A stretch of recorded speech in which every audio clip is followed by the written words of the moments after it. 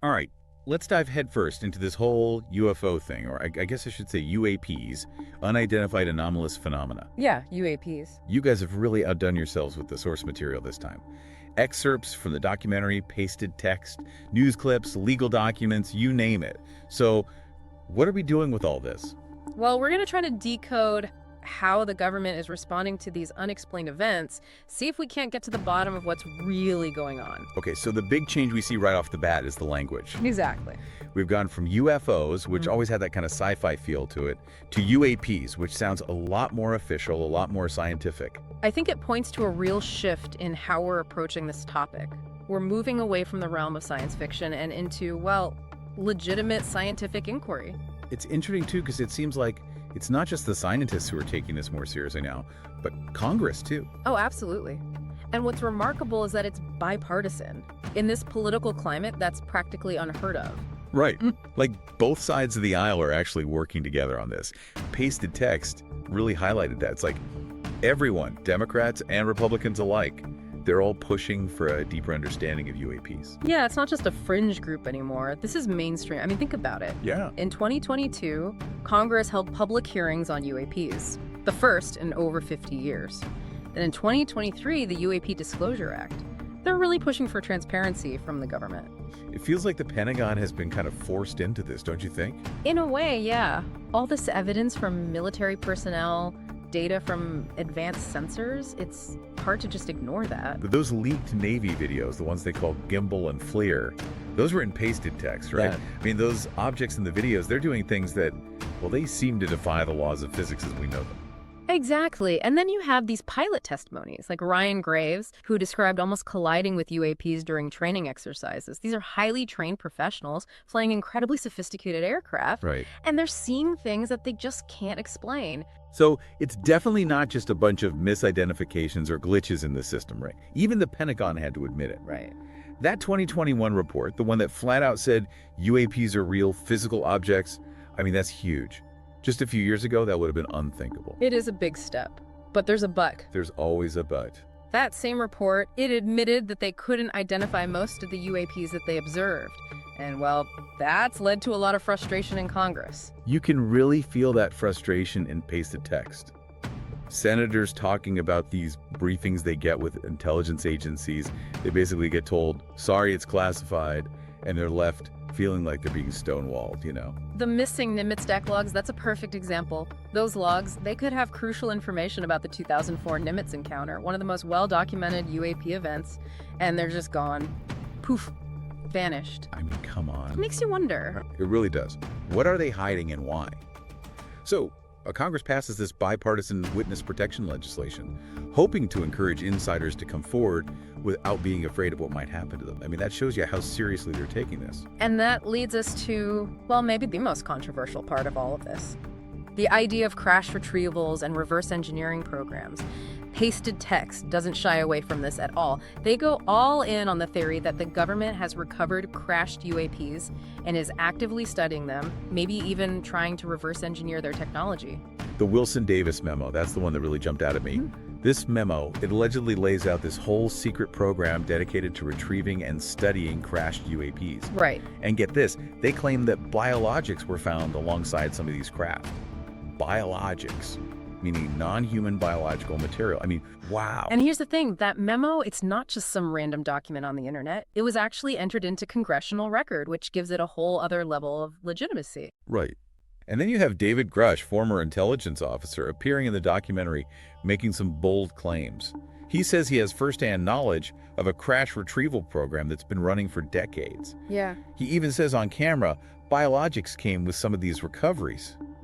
That's a pretty huge claim, especially coming from someone in his position. Absolutely. And what makes it even more credible is that he's not the only one saying it.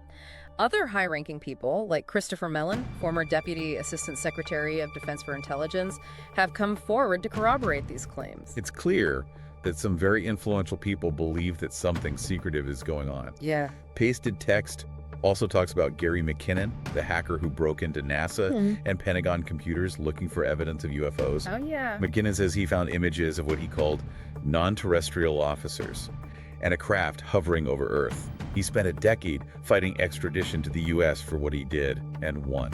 It shows you how far people are willing to go to uncover the truth about UAPs. It's like this deep need to know, Yeah. to understand what's really out there. It's fascinating. It is. And speaking of fascinating cases, there's the Calvine incident. This was in 1990.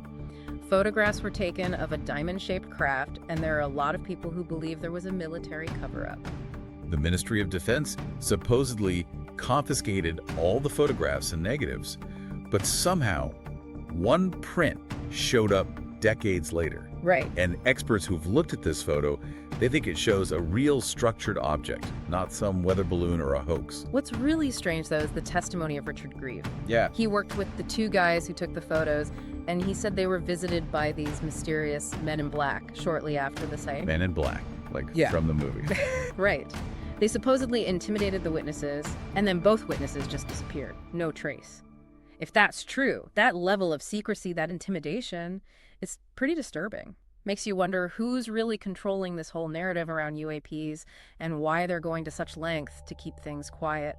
So we've got congressional frustration, allegations of crash retrievals, whistleblowers coming forward, potential cover-ups, and we're just getting started. It seems like the fight for transparency, for Congress to actually have some oversight, it's far from over. It really does. Pasted text goes into a lot of detail about the roadblocks Congress faces when they try to get straight answers and hold people accountable. The UAP Disclosure Act passed in the Senate, but then it was blocked in the House. Yeah. Mike Rogers and Mike Turner were some of the key figures who blocked it. Yeah. It just makes you suspicious. Yeah. Like, there are these powerful forces working to keep this all under wraps. And there's this growing concern about private contractors. They could be holding key evidence, but they're outside the reach of congressional investigations. So you've got this possibility of a government within a government operating without any real oversight or accountability. That's scary. It is. One of the things Pasted Text does really well is, well, they bring in some personal stories of UAP encounters. It helps to humanize this whole issue, Right. It's not just about data and reports. It's about real people and how these experiences have affected them. Exactly. One of the most memorable ones for me was Sergeant Jason Sands' encounter at Nellis Test Range back in 1994. He describes meeting this strange, blue-tinted being with no ears. No ears. No ears. And what's really interesting is that he said he understood what this being was saying, even though it wasn't speaking in any language he recognized. It's like there was some kind of telepathic communication going on. Wow. He also described the being's craft rising silently in these chunks, like stair steps, before just disappearing. It's an image that really sticks with you. It's hard to even imagine. And then there's Fred Clausen, retired Air Force colonel. He says he saw this glowing football-shaped object in the 1980s while he was flying an F-15 over the North Sea. What happened? Well, he was ordered to intercept this thing, but he said it had no visible means of propulsion and it was moving incredibly fast. And then just like that, it vanished. It's like something out of a movie. Yeah. We're talking about the possibility of non-human intelligence, technology beyond anything we can comprehend, and government secrecy on a massive scale. It's a lot to process. It is. It's a lot to process. But one thing's for sure, this is not going away. So before we move on, let's look at where NASA stands on all of this. They're taking a very different approach to this whole thing. Yeah, they're definitely more cautious. They acknowledge that UAPs are real, but they're approaching it from a very scientific standpoint. Their own study is using unclassified data, and their conclusion, at least for now, is that there's no evidence of extraterrestrial origins. But they haven't ruled it out completely, have they? No, they haven't. The head of NASA himself said, "We don't know what these UAP are, but we're gonna try to find out." It's like everyone knows there's a mystery here, even if they're not quite ready to admit what it might mean. Okay, so we've covered a lot of ground here in this first part of your deep dive. From eyewitness accounts to leaked videos to official statements, the reality of UAPs is becoming harder and harder to deny. And what's so fascinating is how all of this intersects. Science, politics, it really gets to the heart of what's real, what's possible. In the next part of our deep dive, we'll dig even deeper into these issues. We'll look at the evidence, analyze the testimonies, and consider what all of this might mean for us. Stay tuned. There's a lot more to uncover. It's like this weird contradiction. You have eyewitnesses, you have leaked videos, you have official statements saying, yeah, UAPs are real, but then there's this real reluctance, especially from some parts of the government, to really deal with what all of this could mean. Like they're acknowledging the what, but not the who or the why. Which brings us to the big question, all right? Yeah. Are we dealing with evidence of non-human intelligence?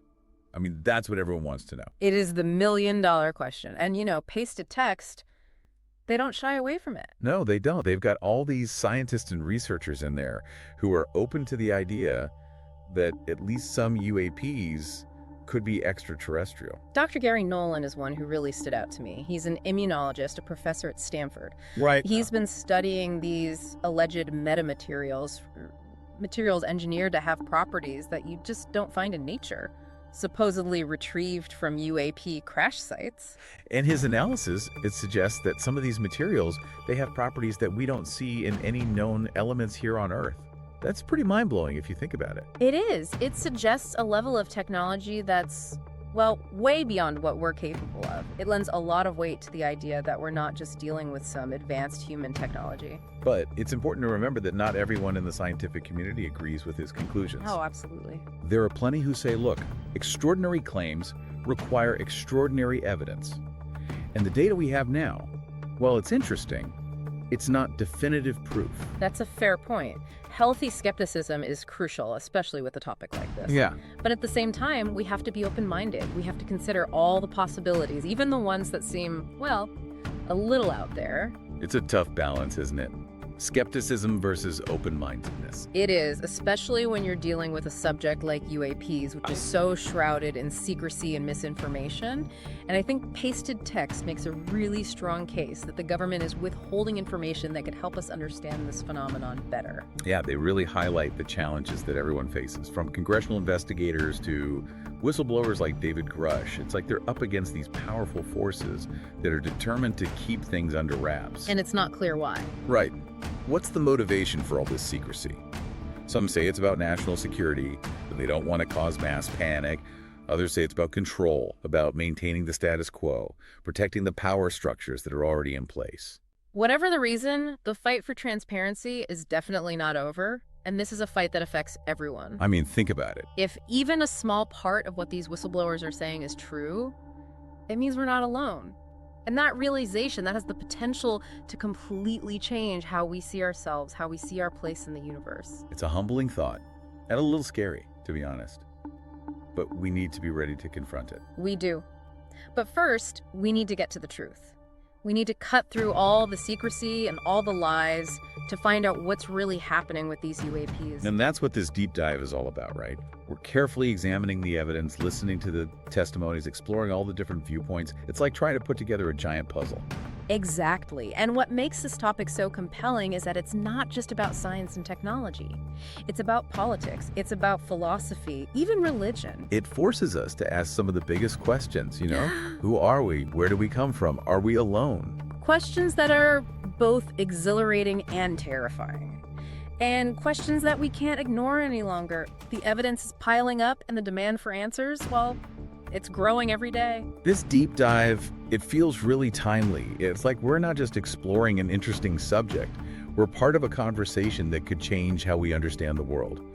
Remember Sergeant Sands? You want it, Nellis? Yeah, the one who met the being with no ears and said he could understand it even though it didn't speak any language he knew. Right. That whole thing about the being not having ears, that's what really gets me. Yeah. It suggests that they're just built differently, Their physiology is completely different from ours. Makes you think about where they might have come from. And then the telepathic communication, that's pretty wild too. Could it be that some of these UAP encounters, they involve a kind of communication that goes beyond what we normally think of as communication? It's a possibility. And it's something that's come up in other accounts too. People talk about feeling this connection, this understanding with these beings, even without any spoken words. It's fascinating. These stories, they get dismissed as anecdotal, but they raise some really interesting questions about consciousness, about perception, about the nature of reality itself. Like our current scientific understanding, it might not be enough to really grasp what's happening here. Maybe we need to rethink our ideas about physics, about biology, even consciousness. Maybe. Pasted Text also has this great interview with Congressman Tim Burchett. He was a key figure in pushing for those congressional hearings on UAPs. And he's really frustrated with the lack of transparency, with all the roadblocks Congress faces when they try to get answers. Well, he's coming at this from a position of authority, right? He has access to information that most people don't. Exactly. And he's really concerned about what it all means. He says, and I'm quoting here, If programs like that existed, or still exist, where even the president's top advisors aren't aware of it, let alone the people's representatives, that's a government within a government. How does a democracy survive if you could have something like that is shielded from the people that are by law authorized to know about that stuff? That's a pretty powerful statement. He's talking about the erosion of democracy, about these factions within the government that are operating in secret with unchecked power. Yeah, and it makes you ask the question, who's really in control? Are the people we elect actually representing us, or are there these hidden agendas at play? These are uncomfortable questions, but we need to be asking them. This whole UAP issue, it's bigger than just strange lights in the sky. It's about the very foundation of our society, about how we govern ourselves. Exactly. And it's about our right to know. We deserve transparency from the people in power. We deserve accountability. Pasted Text also interviews a few investigative journalists who've been covering the UAP issue for years. They provide some really good context and insight into how the media has handled this story and the obstacles they face. They talk about the importance of responsible journalism, especially in a world where there's so much misinformation and disinformation. They talk about the need to be both skeptical and open-minded, to verify their sources, to present the evidence in a way that's fair and objective. Which is exactly what we're trying to do here in this deep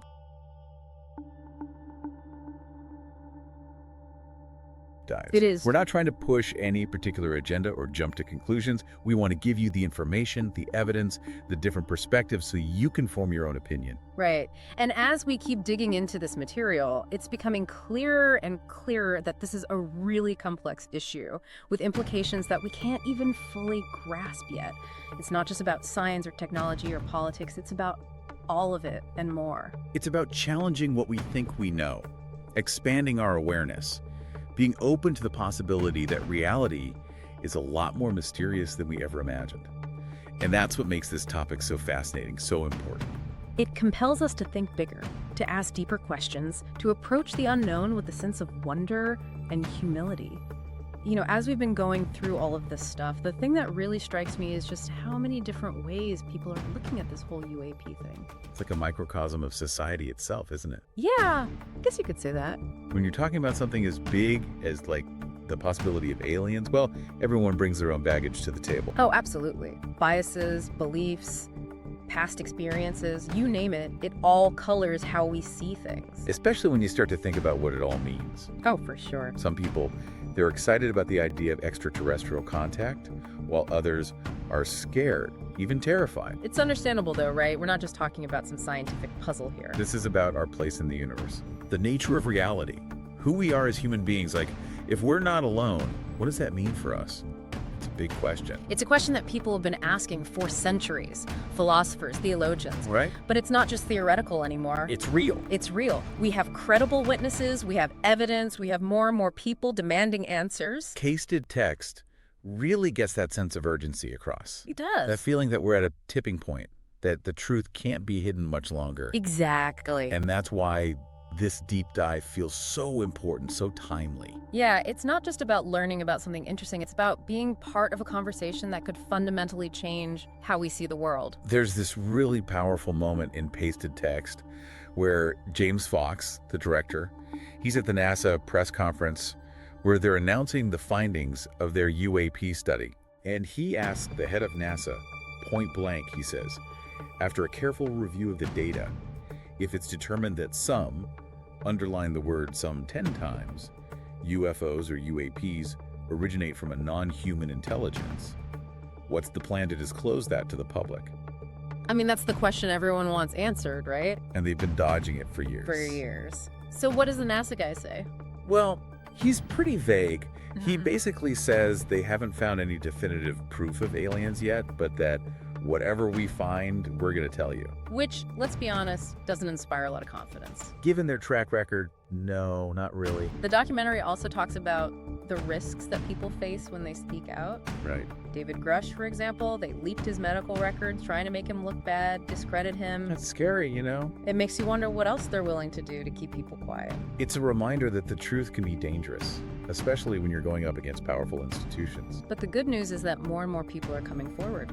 That's encouraging. They're willing to take the risk, to share what they know, to demand answers.